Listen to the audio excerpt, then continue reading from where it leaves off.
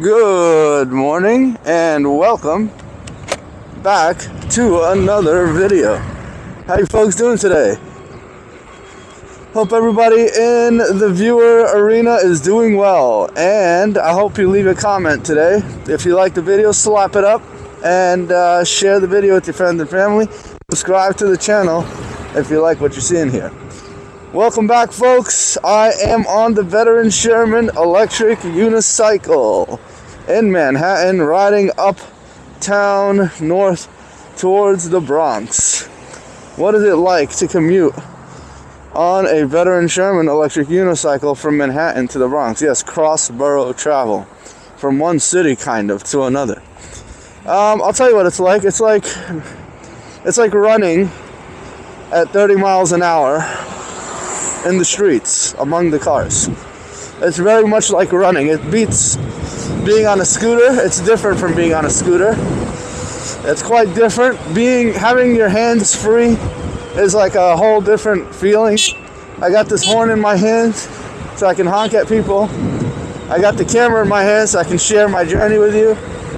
So I do keep my hands busy for some of these rides, but essentially you are hands-free when you do these rides, so it's pretty cool. I like it. Some cars don't obey the traffic laws, so in essence you really have to be careful. I like to keep the camera on me because it's kind of a warning to car drivers, so it's not even just a matter of filming and uploading anymore. I actually want the camera with me. If I don't have the camera, I feel vulnerable. I feel kind of naked, really. I feel a little bit insecure. I like knowing that the camera's with me. It keeps drivers at bay, and not that it helps in the event, in the unfortunate and unlikely event, God forbid, of any incidents.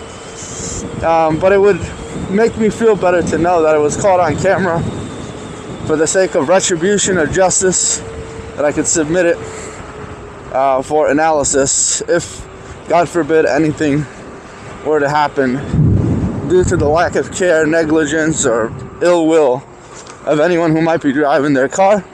Sometimes there are aggressive and hostile car drivers, so basically you want to have a little bit of security on you. Like right now, some cars are driving in the bus lane, they're late for work, they're aggressive, they don't know what they're doing with themselves. So this camera is a way of being like, hey, keep your distance, because it's not going to be a hit and run.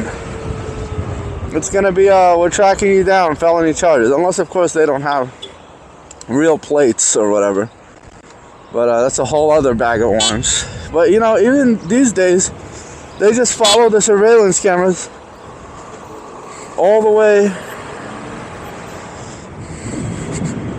all the way to where the car is going. So now they get you no matter what, really. It's just more work.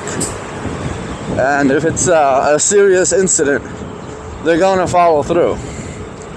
Granted, if someone throws like a cup of Pepsi at you and your clothes got dirty, they may not go through all the trouble unless you have everything ready for them. But if, on the other hand, there's a felony or worse, like I said, God forbid, there's always the recourse of actually tracking camera after camera through the neighborhoods. So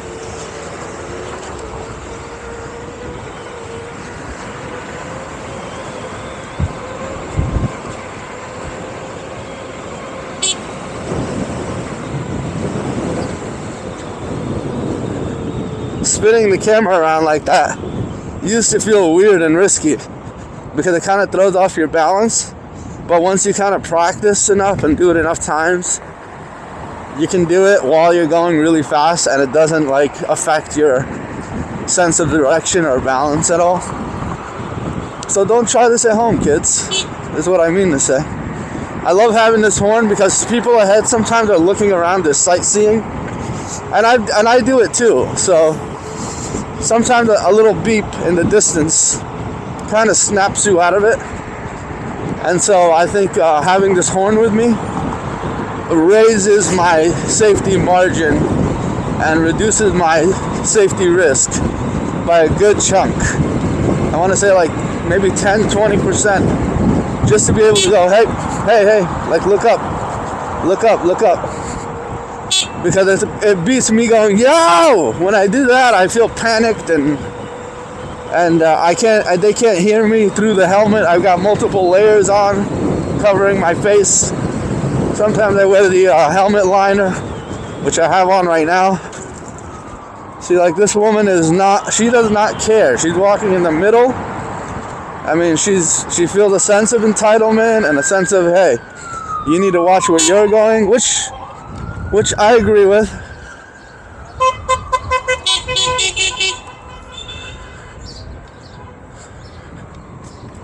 I'm on the right side on my lane. Like he's going far left. So I don't know why he's honking aggressively and maniacally. He's coming in way too fast. People are crossing the street. We got people standing in the middle of the street waiting to cross. It's kind of their fault too. She's holding a baby stroller. She's standing in the middle of the street. Bikes are coming by doing no less than 20 miles an hour. You got bikes coming the other direction, also going the same speed. So, but he's just not in his lane. So he's in my lane and he's honking at me. So actually what he's supposed to do is slow down, take a breather. He's reached a crossroad, an intersection where there are lots of people. You know, if you want to take the route of just powering through and honking at everyone, you can do that, but just be prepared for people to, you know, address you accordingly if you hit somebody. People don't stand by for stuff like that, for that type of reckless behavior and then go whoopsie. People will hold you accountable. People get really aggressive and people will say, hey, what you just did was outrageous. Get off the bike. You're going to wait for the authorities. Yeah, I've seen it. People don't just... Anyway, folks, I hope you enjoyed today's incredible safety protocol, risk management breakdown. And I hope I see you again on the next ride very soon. Have a great day. Thanks for tuning in. Goodbye.